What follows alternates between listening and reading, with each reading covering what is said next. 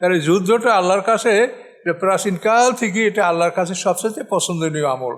কিন্তু বর্তমান বিশ্ব এমন একটা পরিস্থিতি সৃষ্টি করছে যার ফলে এই যুদ্ধের অস্তিত্বটাই তারা একেবারে তুলে ফেলছে, আর তারা নিজেরা মানুষ মারে আর বলে সন্ত্রাস দমন করি। নূহ আলাইহিস সালামের বন্যার পরে পৃথিবীতে কোনো কাফের মুশরিক জীবিত ছিল না, শুধু মুসলমানরাই ছিল এবং তারা 80টি পরিবার নৌকায় ছিল। পরবর্তীতে পৃথিবীর যত মানব জাতি এর থেকেই সৃষ্টি হয়েছে, হিন্দু, মুসলমান, খ্রিস্টান, বৌদ্ধ সব এই নূহ আলাইহিস সালামের নৌকা যারা ছিল এদেরই সবাই বংশধর, মুশরিকের বংশধর নাই। কাজেই ওরা বলে যে আমাদের মুসলমানদের পূর্বপুরুষ ছিল হিন্দু, কিন্তু আমরা বলি না, হিন্দুদের পূর্বপুরুষ ছিল মুসলমান। সব মানুষ তো আদম সন্তান, আদম সন্তান নবী, তো কাফেরদের থেকে কীভাবে বংশ বিস্তার হয়েছে? বংশ বিস্তার মুসলমান থেকে হয়েছে সব। চ্যানেলটি সাবস্ক্রাইব করে আমাদের সঙ্গেই থাকুন। আউযু বিল্লাহি মিনাশ শাইতানির রাজীম, বিসমিল্লাহির রহমানির রহিম। ওয়া নূহান ইয নাদা মিন ক্বাবলু। নূহান, আমি নূহ আলাইহিস সালামকে ওহী করেছি। এ যে নাদা মিন ক্বাবলু, যখন সে ডেকেছিল ইতিপূর্বে, আমাকে ডেকেছিল ইতিপূর্বে, আল্লাহ বলেন ফাস্তাজাবনা লাহু, আমি তার ডাকে সাড়া দিয়েছিলাম। ফানাজ্জাইনাহু, আমি মুক্তি দিয়েছিলাম তাকে, ওয়া আহলাহু, এবং তার পরিবার পরিজনকে, মিনাল কারবিল আযীম, মহাবিপদ হতে। এই মহাবিপদ হলো সেই তুফান, যে 6 মাস পর্যন্ত তুফানটা ছিল। নূহ আলাইহিস সালাম এবং মুমিনরা সবাই নৌকায় ছিলেন।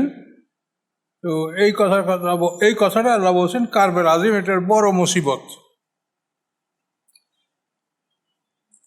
ওয়া নাসারনাহু মিনাল কওমিল লাযীনা কাযযাবু বিআয়াতিনা ইন্নাহুম কানু কওমা সুইন ফাআগরাকনাহুম আজমাইন। আমি সাহায্য করেছিলাম তাকে ওই জাতি হতে, মিনাল কওমিল লাযীনা কাযযাবু বিআয়াতিনা, যারা মিথ্যা সাব্যস্ত করেছিল আমার আয়াতগুলিকে। ইন্নাহুম কানু কওমা সু, নিশ্চয়ই তারা ছিল একটা নিকৃষ্ট জাতি। ফাআগরাকনাহুম আজমাইন, আমি তাদের সবাইকে ডুবিয়ে মারলাম। নৌকা যারা ছিল তারাই বেঁচে ছিল আর সবাই মারা গেছিল। নূহ আলাইহিস সালামের বন্যার পরে পৃথিবীতে কোনো কাফের মুশরিক জীবিত ছিল না, শুধু মুসলমানরাই ছিল এবং তারা 80টি পরিবার নৌকায় ছিল। পরবর্তীতে পৃথিবীর যত মানব জাতি এর থেকেই সৃষ্টি হয়েছে, হিন্দু, মুসলমান, খ্রিস্টান, বৌদ্ধ সব এই নূহ আলাইহিস সালামের নৌকা যারা ছিল এদেরই সবাই বংশধর, মুশরিকের বংশধর নাই। কাজেই ওরা বলে যে আমাদের মুসলমানদের পূর্বপুরুষ ছিল হিন্দু, কিন্তু আমরা বলি না, হিন্দুদের পূর্বপুরুষ ছিল মুসলমান। সব মানুষ তো আদম সন্তান, আদম সন্তান নবী, তো কাফেরদের থেকে কীভাবে বংশ বিস্তার হয়েছে? বংশ বিস্তার মুসলমান থেকে হয়েছে সব। এটা আল্লাহ কোরআন শরীফে বিভিন্ন দৃষ্টান্ত দিয়েছেন যে একই বৃষ্টি আমার আকাশ থেকে পড়ে, একই বৃষ্টিতে গাছে ফল ধরে, একটা ফল মিষ্টি আরেকটা ফল টক, পানি কিন্তু একই পানি, একই বৃষ্টি আল্লাহর। ওই রকম মানুষও মানে একই পিতার ঔরসে, একই পিতার বীর্য থেকে মানুষ জন্মগ্রহণ করে, কেউ নেককার, কেউ বদকার, কেউ ইমানদার, কেউ বেঈমান, এটা হবে। একই বৃষ্টির পানিতে যেরকম হয় এরকম মানুষের বংশ বিস্তারও ঠিক ওভাবেই হয়। বা দাউদ আর সুলাইমানা, এবং স্মরণ করো দাউদ আলাইহিস সালাম, সুলাইমান আলাইহিস সালামকে। দাউদ আলাইহিস সালামের পিতা, সুলাইমান আলাইহিস সালাম ছেলে। ইয ইয়াহকুমানে ফিল হারস, যখন তারা রায় দিয়েছিলেন একটা ক্ষেতের বিষয়। কি হয়েছিল ক্ষেতে? এজ নাফাসাত ফিহে গানামুল কওমে, যখন প্রবেশ করেছিল ওই ক্ষেতের মধ্যে জাতির ছাগল, একটি সম্প্রদায়ের ছাগলগুলি ওই বাগানে রাত্রে প্রবেশ করেছিল। অকুন্না আলী হুকমিম শাহিদিন, আল্লাহ বলেন আমি ছিলাম তাদের আদেশের সময় উপস্থিত। দুই বাব্যাটা আদেশ কি করেছে, আমি উপস্থিত ছিলাম।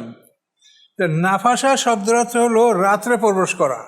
এই ছাগলগুলি এক ব্যক্তির বাগানে, আঙ্গুর বাগানে রাত্রে প্রবেশ করেছিল। আল্লাহ বলেন ফাহামনাহা সুলাইমান, আমি বিষয়টা বুঝিয়ে দিয়েছিলাম সুলাইমান আলাইহিস সালামকে।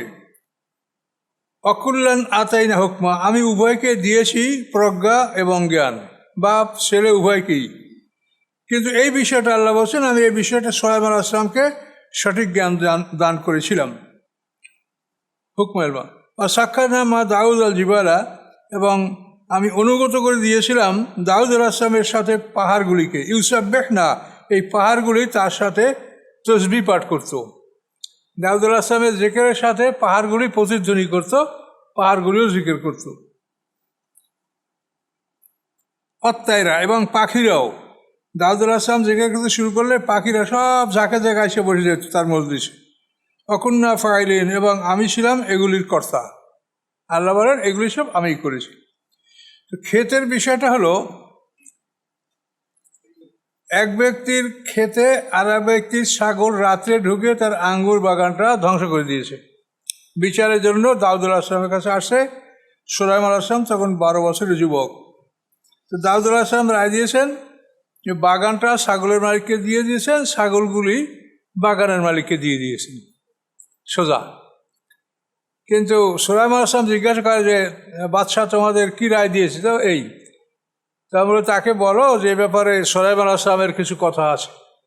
তখন ওরা তাই বললো যে আপনার ছেলে সুলাইমান আলাইহিস সালাম এ ব্যাপারে এটা রিভিউ করতে চায়, এটা পুনর্বিবেচনার জন্য সে বলছে। তখন দাউদ আলাইহিস সালাম ঠিক আছে দেখো কে কী বলে। তখন সুলাইমান আলাইহিস সালাম বলেন যে আমি মনে করি যে ছাগলগুলি সাময়িকভাবে বাগানের মালিককে দেওয়া হোক, বাগানের মালিক তার ছাগলগুলি দুধ পান করুক, সে মানে শান্তি পাক, আর বাগানটা সাময়িকভাবে ছাগলের মালিককে দেওয়া হোক। এই সময় ওই ছাগলের মালিক বাগানে মাটি দিবে, পানি দিবে, সেবা যত্ন করবে, এবং আস্তে আস্তে বাগানটা যখন পূর্বের অবস্থায় ফিরে আসবে তখন বাগানের মালিককে বাগান দিয়ে দেওয়া হোক, আর ছাগলের মালিককে ছাগল দিয়ে দেওয়া হোক। সবার কাছে এই বিষয়টা মনোভূত হয়েছে। আল্লাহ বলেন ফাহামনাহা, আমি সুলাইমান আলাইহিস সালামকে এটা বুঝিয়ে দিয়েছিলাম যে এই বিষয়টা আসলে কি হলে ভালো হয়। কিন্তু উভয়কেই আমি জ্ঞান, এলেম ও হিকমত দান করেছি, পিতা পুত্র। দাউদ আলাইহিস সালামের 19 পুত্র ছিল, তার মধ্যে ছোট হলো সুলাইমান আলাইহিস সালাম। আর দাউদ আলাইহিস সালামরা ছিল 11 কি 13 পুত্র। এর মধ্যে ছোট হলো দাউদ আলাইহিস সালাম। দাউদ আলাইহিস সালামের পিতার নাম হলো ঈশা।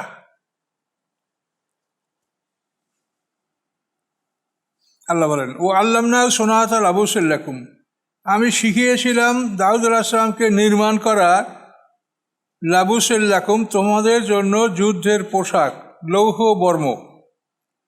আল্লামনাও শিখিয়েছি আমি তাকে, সোনাতা নির্মাণ, লাবুসেন লৌহ বর্ম, লাকুম তোমাদের জন্য। কেন? লেতুহসেনাকুম বাসিকুম, যে এগুলি রক্ষা করবে তোমাদেরকে যুদ্ধের মাঠে, তোমাদের যুদ্ধের আক্রমণ হতে। ফাল আনতুম শাকিরুন, তোমরা কি আল্লাহর কৃতজ্ঞতা জ্ঞাপন করবে? এই দাউদ আলাইহিস সালাম প্রথম লৌহ বর্ম নির্মাণ করেছেন। তার জন্য আল্লাহ লোহাকে নরম করে দিয়েছেন। এটা অন্য আয়াতে সম্বৎসুরায়, যাই হোক অন্য সুরে আছে, ও আলান্না আল হাদিদ, আমি তার জন্য লোহাকে নরম করে দিলাম। লোহা গলানোর জন্য তার কোনো আগুন ব্যবহার করতে হয়নি বা অন্য কিছু না, আল্লাহই তার জন্য লোহাকে, তিনি যেমন ইচ্ছা তেমনই লোহা হয়ে যেত, মাটির মতো, কাদার মতো। তো এই পোশাকগুলি তিনি বড় বড় করে নির্মাণ করতেন। সেখানে অন্য জায়গায় আছে যে তুমি পোশাকগুলি আনেমাল সাবেগাতেন, যে এগুলি তুমি বড় বড় নির্মাণ করো। ওয়াকাদ্দির ফির সায়েদ আর ওয়াকাদ্দির ফির সার্দ, এবং বুননের ক্ষেত্রে তুমি দূরত্বের সমতা রাখো, সমান দূরত্বে কয়রাগুলি তুমি সেট করো যাতে সুন্দর হয়। এবং ওটা সাবেগাত বড়, অর্থাৎ এমনি জামা পোশাক আমরা যা পরি ছোট, গিরার উপরে থাকবে হাঁটু এবং গিরার মাঝখানে, ওটা না, ওটা থাকবে পায়ের নিচে পর্যন্ত, যাতে পায়ের উপরেও কোনো তীরের আঘাত না আসতে পারে। এই জন্য বলা হয়েছে সাবেগাত, তুমি বড় বড় করে নির্মাণ করবা। তো এটা সম্পর্কে তাফসিরে অনেক কথা আছে যে দাউদ আলাইহিস সালাম ছদ্মবেশে অনেক সময় শহরে ঘুরে বেড়াতেন এবং মানুষকে জিজ্ঞাসা করতেন যে তোমাদের রাজা দাউদ কেমন শাসন করে। সবাই বলতো ভালো। তো একদিন এক ছদ্মবেশী ফেরেশতা ছিল ওই বাজারে, আল্লাহর পক্ষ থেকে দাউদ আলাইহিস সালাম তাকে জিজ্ঞাসা করে যে দাউদের রাজ্য পরিচালনা কেমন? তাহলে ভালো, তো একটু অসুবিধা আছে। বলে সেটা আবার কি? যে দাউদ রাজকোষ থেকে, সরকারি তহবিল থেকে ভাতা গ্রহণ করে সংসার পরিচালনার জন্য। এইটা না করে সে যদি নিজে পরিশ্রম করে সংসার পরিচালনার ব্যবস্থা করতে হতো, এটা ভালো হইতো। তখন দাউদ আলাইহিস সালাম চিন্তা করেন যে এটা ভালো পরামর্শ আমাকে দিয়েছে। তিনি আল্লাহর কাছে দোয়া করলেন যে আমাকে এমন কোনো কাজ দেন যার ফলে আমি সংসার চালাতে পারি। তখন আল্লাহ তাআলা তাকে এই লৌহ বর্ম নির্মাণ করার শিক্ষা দিলেন এবং এগুলি তিনি নির্মাণ করে এক একটা পোশাক 4000 দিরহামে তিনি বিক্রি করতেন সেই যুগে, এবং এগুলির দ্বারা তার সংসার চলত। তো এখানে দেখেন যে আল্লাহ তাআলা লেবাসুত তাকওয়া জালিকা খায় যেটা বলছে সূরা আরাফে, এইটা হলো লেবাসুত তাকওয়া, মানে রক্ষাকারী পোশাক। তাকওয়া শব্দের অর্থই নিজেকে বাঁচিয়ে রাখা, অন্যায়ের থেকে বাঁচিয়ে, স্পর্শ অন্যায় না করে আমাকে, এই নিজকে বাঁচিয়ে বাঁচিয়ে চলা, রক্ষা করে, এটার নাম তাকওয়া।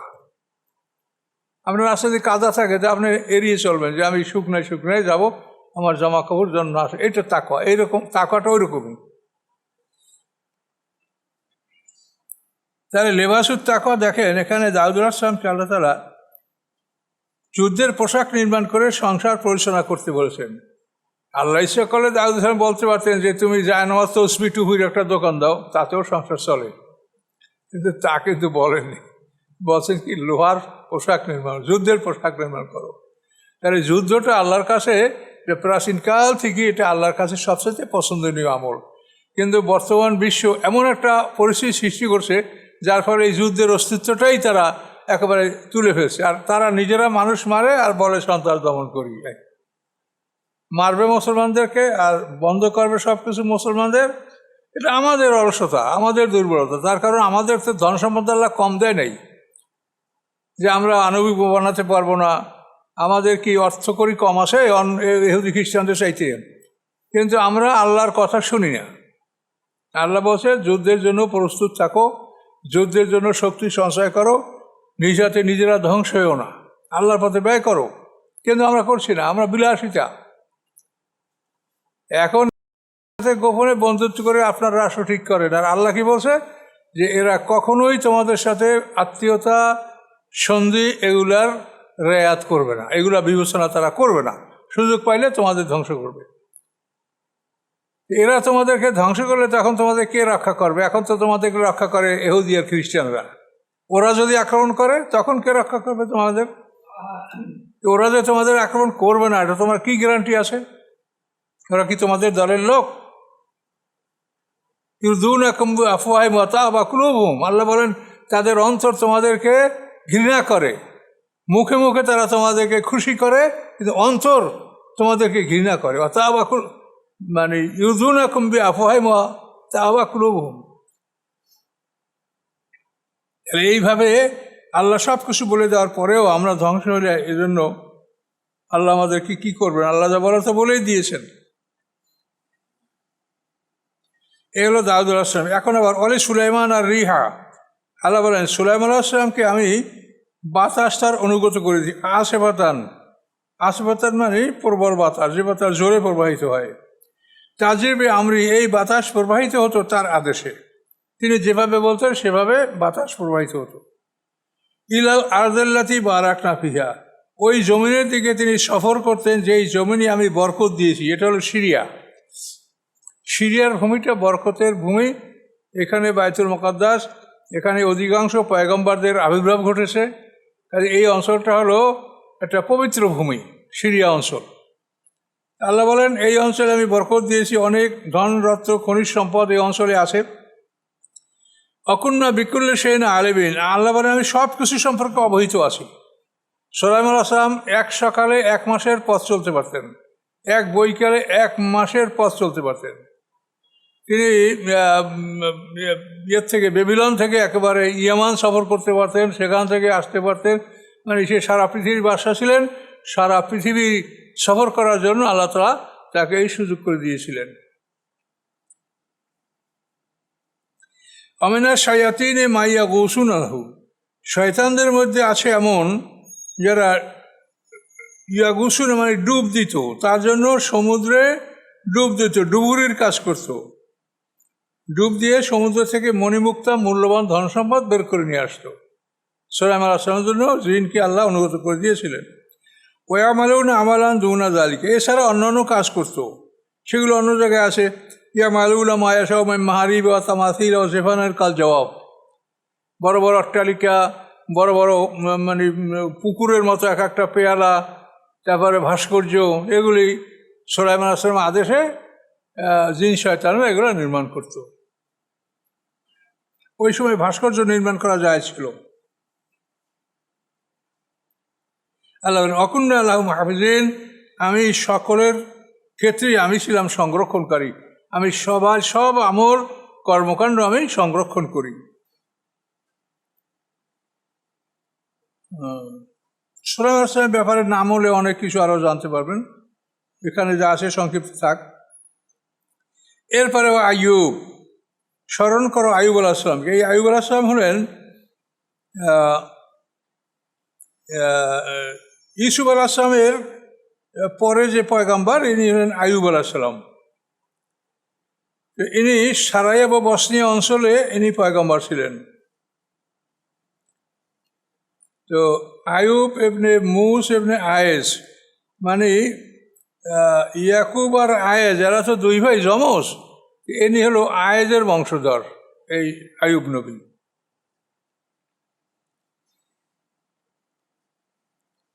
তো আইয়ুবা, স্মরণ করো আইয়ুব আলাইহিস সালামকে, নাদা রব্বাহু, যখন তিনি ডাক দিয়েছেন রবকে। কি বলে ডাক দিয়েছিলেন?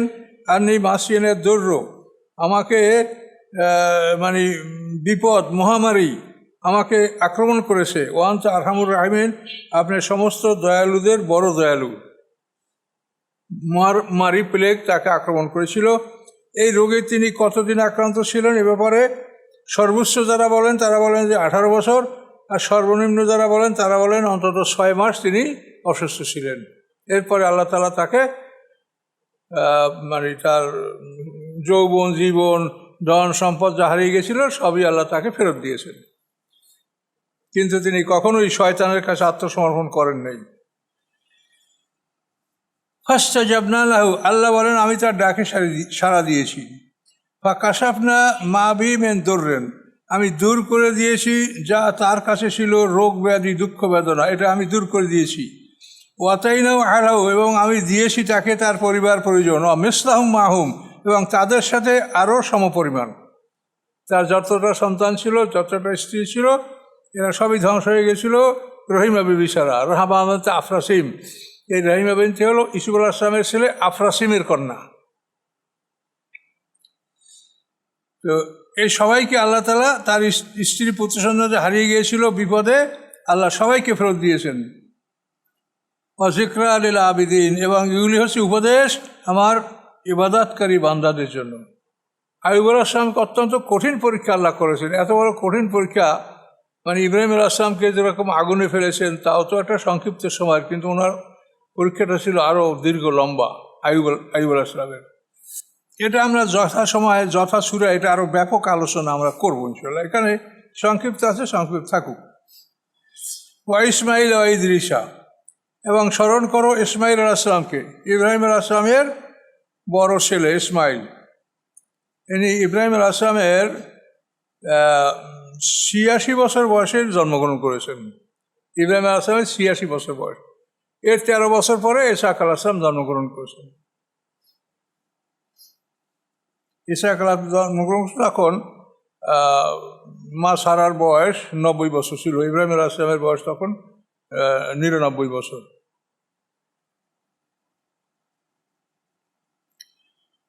এবং ইদ্রিস আলাইহিস সালাম, ইদ্রিস আলাইহিস সালাম অনেক সিনিয়র পয়গম্বর, নূহ আলাইহিস সালামের উপরে।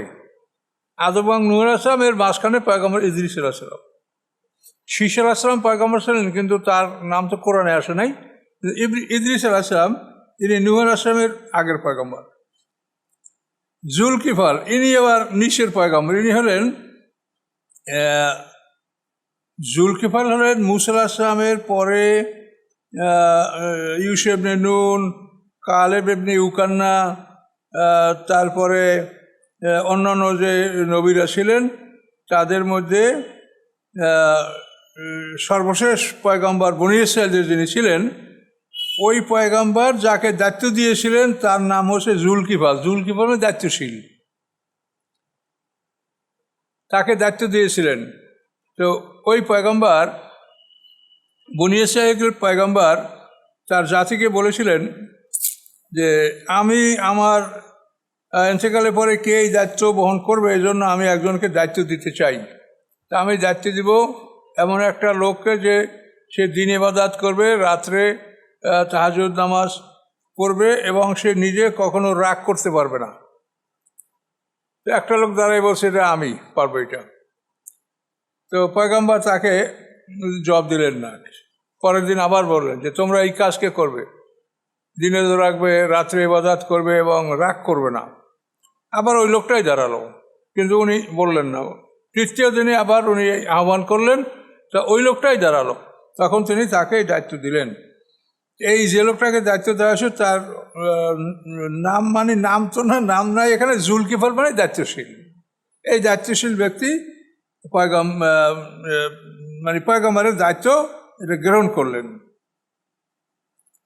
আল্লাহ এই সবাই সম্পর্কে বলছে অকুল্লু মিনাস সাবিরিন, সবাই ছিল ধৈর্যশীল।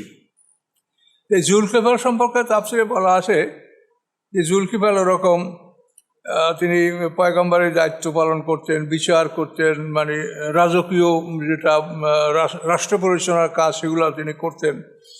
তো একদিন ওনার যে বিশ্রামের সময় দুপুরের পরে, ওই সময় শয়তান এক বৃদ্ধের বেশে এসে বলে, দরজা ঠকাইতেছে, কে? আমি এক অসহায় ব্যক্তি, আমার ফরিয়াদ আপনি শুনবে কি, যে আমার শত্রুরা এতই কঠিন, এতই বুদ্ধিমান তারা, যে আমি তাদের সামনে যে কিছু বলবো আমি তা বলতে পারি না। কাজে আমি চাচ্ছি যে আপনি প্রাইভেটভাবে আমার এই বিষয়টা একটু ফয়সালা করে দেবেন।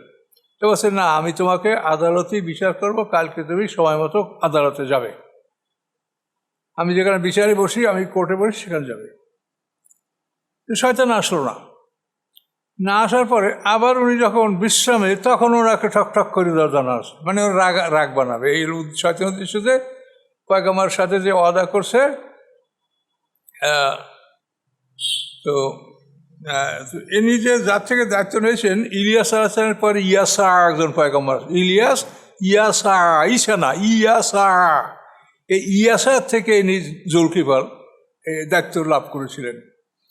তো ওখানে দ্বিতীয়বার এসে কয় যে আমি সেই ফরিয়াদ প্রার্থী, আমি ফরিয়াদি, আমি বিচার প্রার্থী। এই তোমাকে বলছি না তুমি কোর্টে যাও, না আমার ভয় লাগে, আমার শত্রু অতি চালাক, আমি তাদের সামনে কোর্টে আমি কথা বললে আমি জিততে পারবো না, আমাকে হারিয়ে দেবে। না, তোমাকে বিচারের মঞ্চে যাবে, সেখানে বিচার করবো। চলে গেল। এবং আজকে উনি বলে দিলেন জুলকিফল যে আমার ঘরে যদি কেউ প্রবেশ করতে চায় আমার বিশ্রামের সময়, তাকে তোমরা প্রবেশ করতে দিবা না, তাকে তোমরা বলবো যে বের হয়ে যান। তো আজকে ওই শয়তান আসে, এখন দরজা ঠোকায়, উনি দরজা খুলে না। এখন কিছু সময় পর উনি দেখেন যে ওই শয়তান ঘরের মধ্যে। মানুষ, তুমি কোথা থেকে আসলা? আমার ঘরের দরজা বন্ধ, তুমি কোত্থেকে ঢুকলা? হ্যাঁ, আমি সেই বিচার প্রার্থী। এই সত্য কথা বলো। তখন স্বীকার করছে যে হ্যাঁ আমি শয়তান। তুমি ইবলিস, তাহলে আমি ঘরে ঢুকলা কেমনে? আমি ইবলিস, সত্যি। তা আমি আপনাকে বিরক্ত করতে চাইছিলাম যাতে আপনি রাগ করেন, কিন্তু আমি ব্যর্থ হলাম যে আপনাকে আমি রাগান্বিত করতে পারলাম না। এই ইয়াসা পয়গম্বরের পরে এই জুলকিফলকে দায়িত্ব দেওয়া হয়েছিল, সেই জুলকিফল। ওয়াদখালনাহুম ফি রাহমাতিনা, আল্লাহ বলেন এদের সবাইকে আমি আমার রহমতের মধ্যে প্রবেশ করিয়েছি। ইন্নাহুম মিনাস সালিহিন, নিশ্চয়ই এরা সবাই ছিল সৎকর্মশীলদের অন্তর্ভুক্ত। এই যাদের নবীদের কথা বলো সবাই। এরপরে জান্নুন, মাসওয়ালাকে ইউনুস আলাইহিস সালাম। ইনিও কিন্তু ওই আইয়ুব আলাইহিস সালাম যে অঞ্চলে ছিলেন, ইউনুস আলাইহিস সালামও দজলা নদীর ওপারে নিনুয়া অঞ্চলে আল্লাহ তাআলা ওনাকে নবী হিসেবে পাঠান, ইউনুস নবীকে, নিনুয়া। এবং ওনার জাতি একটা মূর্তি পূজা করতো, সেই মূর্তির নাম ছিল বাল, শহরের নাম বালাবাক্য। জান্নুন নুনওয়ালা মাছওয়ালা এ জাহাবা মোগাদেবান যখন সে রাগ করে চলে গেল, ফাজান্না সে ধারণা করেছিল আল্লাহ নাকদের আলহে যে আমি তার উপরে সংকীর্ণতা চাপাবো না। বা না দাফি জুলুমাতে সে অন্ধকারে ডাক দিল আল্লাহ ইলাহা ইল্লা আনতা, নাই কোনো ইলাহ আল্লাহ ছাড়া আপনি ছাড়া, সুবহানাকা আপনার পবিত্রতা, ইন্নী কুনতু মিনাজ জালিমিন আমি জলেমদের অন্তর্ভুক্ত। এই বলে সে ইউনূস মাছের পেটে বসে ডাক দিলেন। তো এখানে একটা জরুরি জায়গা হলো আল্লাহ নাকদের আলাইহি ফাজান্না, সে ধারণা করছে যে আমি তার উপরে ক্ষমতা রাখি না। এটা বোঝা যায় না স্বাভাবিক, কিন্তু এখানে এই কাদারা মানে ক্ষমতা নয়, এখানে হলো অমান কোদের আলহি রিজকুহু, এখানে কি যার রেজেক কমিয়ে দেন। তো কাদারা মানে কমিয়ে দেওয়ার অর্থ আছে, সংকীর্ণতার অর্থ আছে। এখানে অর্থ হবে সে ধারণা করছে যে আমি তার উপরে সংকীর্ণতা চাপাবো না, আমি তাকে শাস্তি দিব না। আল্লাহ বললেন সে ধারণা করছে যে আমি তার উপরে সংকীর্ণতা চাপাবো না, তাকে আমি শাস্তি দিব না, কিন্তু আমি তার উপরে ক্ষমতা রাখি না। এ তর্জমা করলে তো একবারে সব শেষ। অনেকে করছে এই তর্জমা, কিন্তু এইটা না, আসলে না, ক্ষমতা প্রয়োগ করবো না যদি বলে তাতেও ওরকম আসে না। ক্ষমতা রাখি না যদি বলে তাহলে একেবারেই ফাসাদ হয়ে যাবে তর্জমাটা। সংকীর্ণতা চাপাবো না, এইসব জায়গা জটিল, এখানে অনেক তাফসীরকাররা ইশারায় ভুল করে। ইউনূস আলাইহিস সালামের কাহিনীও অন্য জায়গায় আছে, তবে এখানেও আমরা সংক্ষেপে বলছি যে ইউনূস আলাইহিস সালামের জাতির প্রতি শাস্তি আসার জন্য আল্লাহর পক্ষ থেকে খবর আসছে যে 3 দিন পরে তাদের উপর শাস্তি আসবে। এই খবর ইউনূস সালাম জাতিকে দিলেন যে 3 দিন পরে তোমাদের উপরে শাস্তি আসবে। তখন তারা চিন্তা করলো যে আসলেই কি আসবে। তো ওরা খোঁজ নিল যে আসলে যদি শাস্তি আসে তো পয়গম্বর তো আমাদের মধ্যে থাকবেন, উনি পালাই যাবে, উনি দূরে বাইর হয়ে যাবে। তো পয়গম্বর বাড়িতে আছে কিনা দেখো, দেখা যায় নাই। তখন ওরা নিশ্চিত যে আমাদের উপরে শাস্তি আসবে। তখন ওরা আল্লাহর কাছে এমন তওবা করলো যে তওবার দৃষ্টান্ত পৃথিবীতে আর নাই। মানে সবাই মা শিশু 2 জায়গায় আলাদা আটকাই রাখছে, মায় কান্দে শিশুরা কান্দে, গরুর বাচ্চা আটকাই রাখছে আলাদা জায়গায়, গরুর মায় কান্দে গরুর বাচ্চা কান্দে। ওই সবাই কান্নাকাটির এমন একটা অবস্থা সৃষ্টি করছে যেটা মানে অসাধারণভাবে তারা আল্লাহর কাছে তওবা করছে যে আমরা করবো না, অপরাধ মাফ করেন। তা আল্লাহ তাআলা তাদেরকে মাফ করে দিয়েছে। আর মাফ করে দেওয়ার পরে এখন 3 দিনের মধ্যে শাস্তি আসবে। পয়গম্বর তো দূরে অপেক্ষা করছে, কিন্তু শাস্তি আসে নাই। তখন ইউনূস সালাম ভীত হয়ে গেছে যে শাস্তি আসে নাই, তাহলে ওরা আমাকে মারিয়ে ফেলবে, বলো যে পয়গম্বর মিথ্যা বলে ভয় দেখাইছে। এই ভয়তে পয়গম্বর আল্লাহর হুকুমের অপেক্ষা না করে তিনি পলায়ন করছিলেন। এই পলায়নটাই ছিল তার ভুল। তার উচিত ছিল যে আল্লাহ তাকে কি বলেন সেটা অপেক্ষা করা, এটা তিনি অপেক্ষা করেননি। এই জন্য পালাতে গিয়ে যখন সে নৌকা উঠলো, তখন নৌকা চলে না, তখন সে লটারির শিকার হলো, তাকে নদীতে ফেলে দেওয়া হলো। পিছনে একটা বড় মাছ হা করেছিল, মাছটাকে গিলে ফেললো। এইভাবে মাছের পেটে তিনি ছিলেন। তারপরে আল্লাহ উনি মাছটা একেবারে সমুদ্রের তলদেশে যখন গেল, তখন উনি শুনতে পাইলেন যে সমুদ্রের নুড়িগুড়ি আল্লাহকে ডাকছে, তসবিহ পড়ছে। তখন এটা শুনে ইউনূস আলাইহিস সালাম লা ইলাহা ইল্লা আনতা সুবহানাকা ইন্নী কুনতু মিনাজ জালিমিন এই দোয়াটা তিনি পাঠ করলেন। তখন আল্লাহ তাআলা তার এই দোয়া কবুল করলেন এবং মাছকে আদেশ দিলেন যে তুমি তাকে হজম করো না, তোমার পেট তার জন্য জেলখানা, তাকে তুমি সমুদ্রের তীরে নিক্ষেপ করো। এই যে আল্লাহ ইলাহা ইল্লা আনতা সুবহানাকা ইন্নী কুনতু মিনাজ জালিমিন, এটি ছিল তার প্রার্থনা আল্লাহর কাছে। তা আল্লাহ বলেন ফাস্তাজাবনা লাহু, আমি তার ডাকে সাড়া দিলাম, ওয়ানাজ্জাইনাহু মিনাল গাম্মি, এবং মুক্তি দিলাম আমি তাকে মুসিবত থেকে। ওয়াকাযালিকা নুনজিল মুমিনিন, এভাবেই আমি মুমিনদেরকে মুক্তি দিয়ে থাকি।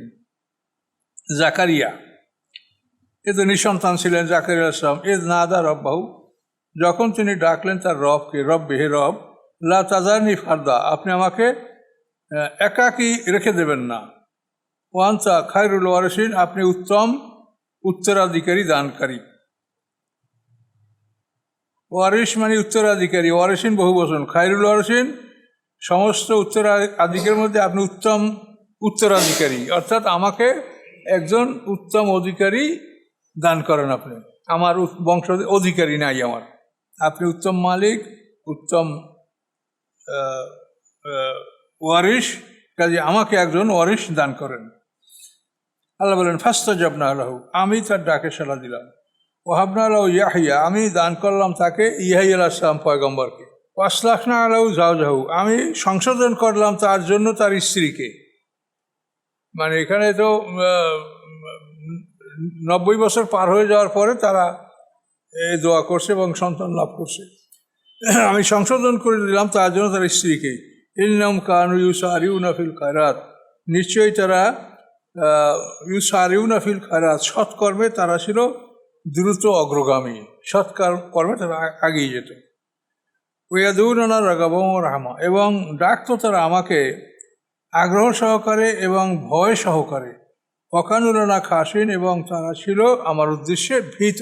আল্লাতি হাসানাত ফারজাহা, এবং যিনি সংরক্ষণ করেছেন নিজের লজ্জাস্থানকে, এলো মরিয়াম, যিনি সংরক্ষণ করেছেন তার লজ্জাস্থানকে। বা নাফাকনা ফিহা মির রূহিনা, আমি ফুঁকে দিলাম তার মধ্যে আমার রুহকে, অর্থাৎ ঈসা আলাইহিস সালামকে। ওয়া জাআলনা হা, এবং করলাম আমি তাকে, ওয়া ইবনা, এবং তার পুত্রকে, আয়াতান, একটা নিদর্শন, লিল আলামিন, সৃষ্টিগুলোর জন্য। ইন্না হাযিহি উম্মাতুকুম উম্মাতুন ওয়াহিদা, এই হলো তোমাদের দল, এক দল, তোমরা সবাই এক দল। সব পয়গম্বর এক কথা বলেছে, লা ইলাহা ইল্লাল্লাহ। ওয়া আনা রাব্বুকুম ফা'বুদুন, আমি তোমাদের রব, তোমরা আমার ইবাদত করো। সমস্ত নবী রাসূলদের ইতিহাস উল্লেখ করে আর তোমরা এক দল, যে আমরা শুধু মুহাম্মদ সাল্লাল্লাহু আলাইহি ওয়াসাল্লাম উম্মতরা, আমরা শত শত দল, আর সবাই আমরা কামেল, কেউ খারাপ না, সবাই কামেল একদম।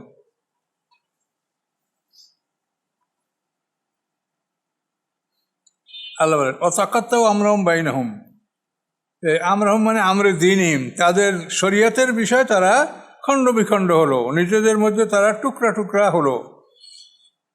কুল্লুন ইলাইহি রাজিউন, সবাই তারা আমার কাছে ফিরে আসবে। কাজে এই খণ্ড বিখণ্ড তোমরা কার সাথে করেছো?